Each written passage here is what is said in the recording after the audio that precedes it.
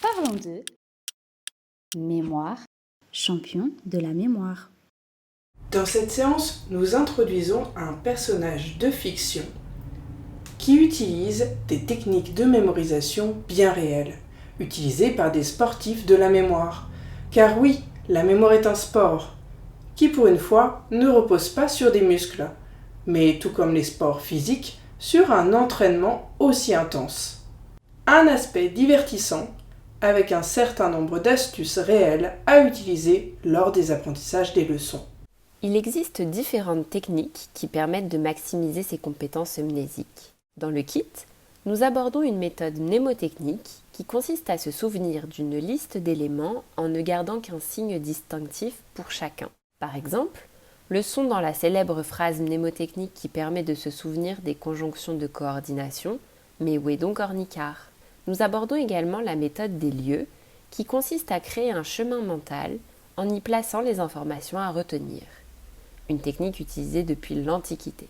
Enfin, nous voyons la méthode d'évaluation pour vérifier son savoir en se testant afin de ne pas confondre une véritable mémorisation et une illusion de savoir, c'est-à-dire croire savoir, mais ne pas être capable de se rappeler l'information sans aide.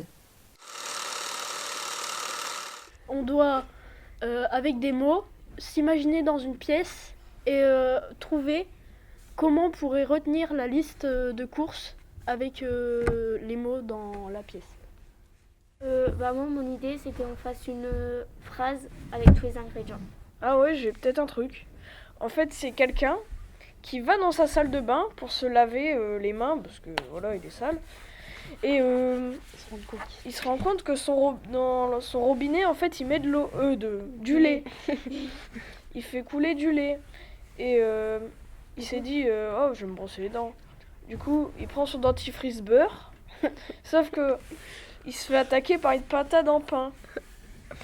Et du coup, après... Du coup, il va acheter il glisse sur un collant qui colle, parce que collant, comme l'idée de Victoria qu'elle avait donnée à propos du collant. C'est pas mal. Vas-y, essaie de... Après, il s'étouffe avec un cornichon en glissant. Il y a peu de cornichons qui tombent sur lui.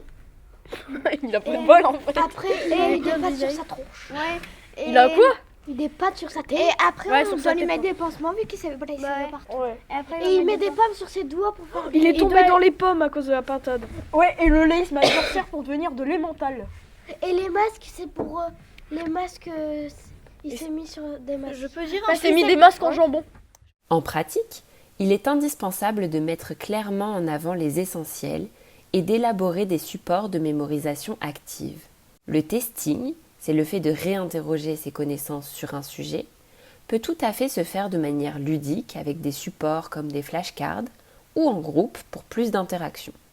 On sait également aujourd'hui qu'une meilleure mémorisation passe par un lien affectif, comme il est vu dans la séance émotion et mémoire. Ainsi, une leçon mettant en jeu des personnages ou utilisant des couleurs ou une activité sociale entre élèves sera mieux retenue. Il est également bien connu désormais qu'il est indispensable d'espacer les apprentissages. Les apprentissages massés ne faisant que nous embrouiller et perdre de vue quels étaient les essentiels à retenir, comme nous l'avons évoqué dans la séance sur la mémoire de travail. Enfin, apprendre, c'est surtout être capable de retrouver l'information en mémoire. Il est indispensable de faire des liens entre les notions pour renforcer leurs traces. Car lorsqu'on fait des liens, on range une notion dans une catégorie. Pour la retrouver en cas de besoin, il n'est alors plus nécessaire de connaître son emplacement exact, mais seulement de réactiver des concepts associés.